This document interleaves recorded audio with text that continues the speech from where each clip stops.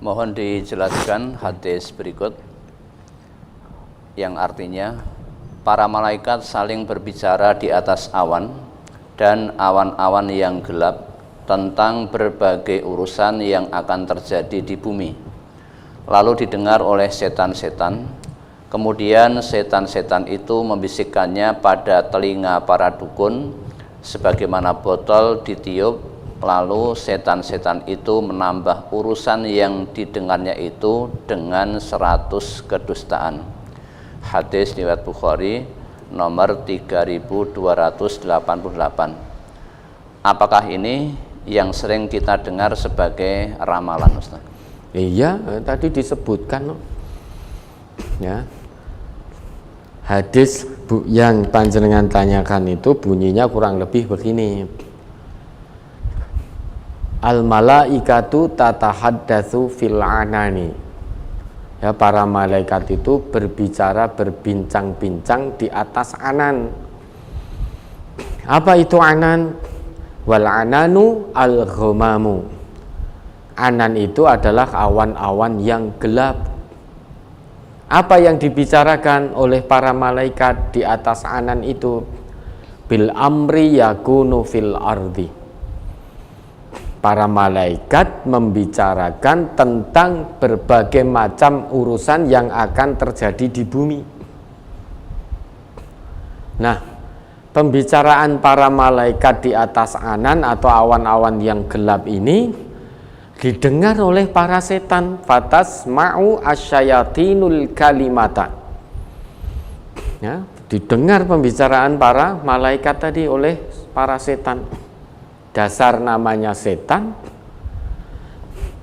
apa yang didengar disampaikan tidak seutuhnya, ada yang ditambah, ada yang dikurang.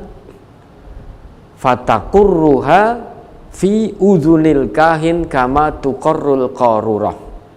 Nah, setelah setan tadi mendengar pembicaraan malaikat, kemudian setan itu membisikkan apa yang didengar ke telinga para dukun, ke telinga para normal.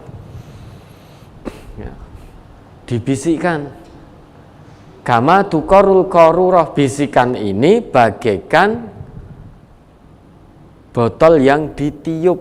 Nah, kalau kita meniup botol itu kan kita mengembuskan pelan-pelan. Kan itu botol ditiup-tiup itu. Lah setan juga begitu membisikkan ke telinga para dukun. Namun fayaziduna ma'aha mi'ata kadbah. Yang setan bisikkan tidak sama persis apa yang mereka dengar dari pembicaraan malaikat tadi. Ada yang ditambah, ada yang dikurang. Tujuannya untuk apa? Untuk para dukun itu nanti berbohong. Maka bisikannya ditambahi oleh setan dengan 100 kebohongan. Maka para dukun, para paranormal itu kan kalau memberikan omongannya kan seakan-akan tenanan, koyo-koyone iya ya tapi itu mengandung kebohongan demi kebohongan. Nanti kalau kamu pakai ini, wah nanti menjadi kebal dan lain sebagainya. Dipakai ini, wah engko sugih dhewe. Nanti kalau pakai ini dan lain sebagainya. Dan banyak yang berlindung di balik ayat-ayat Quran, hadis-hadis Nabi. Biar apa? Ben pasiennya, pelanggannya biar yakin. Wong ini tadi yang dibaca ayat-ayat Quran, yang dibaca hadis-hadis Nabi. Nah, biar yakin. Karena kalau tidak dengan itu, pelanggannya tidak yakin. Maka dukun itu pinter banget bohongnya. Pinter. Ya, karena setan itu membisikkan ke telinganya, bukan berarti lantas telinganya dibisiki oleh setan itu enggak, artinya hatinya itu tergerak untuk berbohong. Ya. Karena kalau tidak bohong enggak ada pelanggannya. Yang boleh itu dukun bayi kan gitu.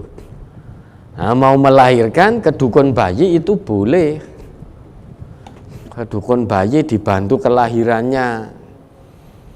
Tapi dukun-dukun yang lain menentukan weton, tanggal lahir, ini itu dan lain sebagainya, lah itu tidak dibenarkan dalam Islam.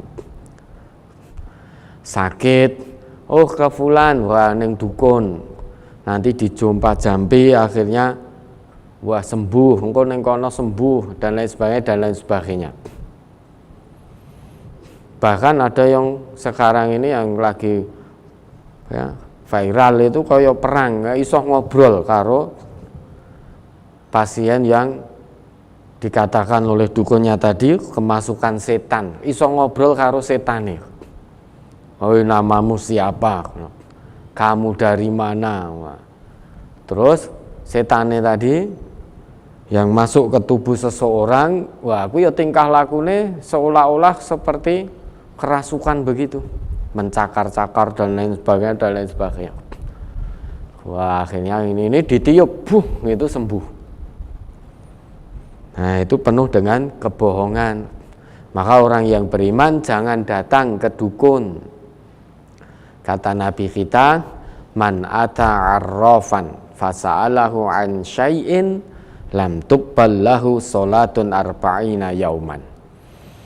Barang siapa yang datang ke paranormal atau dukun kemudian menanyakan sesuatu dan mempercayainya, menanyakan kemudian mempercayai apa yang dikatakan oleh dukun tadi atau arrafan tadi, paranormal tadi, maka lam tuqbal lahu salatun arba'ina yauman. Salatnya tidak akan diterima 40 malam. Rugi kita. Maka jangan datang ke dukun. Orang yang beriman jangan datang ke dukun. Datang ke dukun dalam arti untuk menanyakan sesuatu kemudian mempercayainya. Kalau itu dilakukan, rugi sholat kita 40 hari, 40 malam tidak diterima. Nah hadis itu maksudnya begitu. Malaikat berbicara di atas anan, kemudian pembicaraannya didengar oleh para dukun, kemudian dihembus-hembuskan oleh setan ini di telinga dukun untuk berbohong. Sehingga dukun itu kan penuh dengan kebohongan, maka jangan dipercaya.